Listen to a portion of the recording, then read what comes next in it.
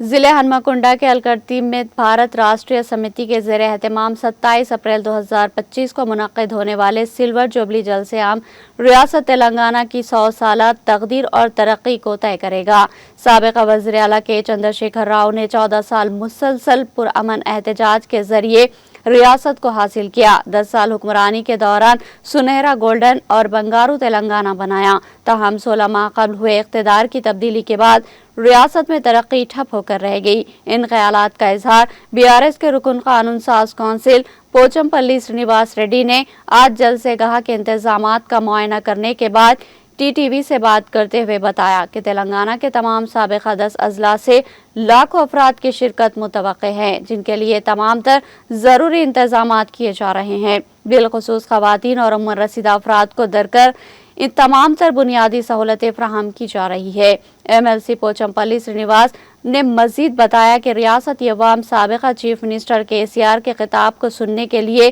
بذات خود جلسہ گاہ پہنچنے کے لیے پوری طرح مستعد ہے۔ اس موقع پر سینئر اقلیتی قائد محمد نعیم الدین اور دوسرے بھی موجود تھے۔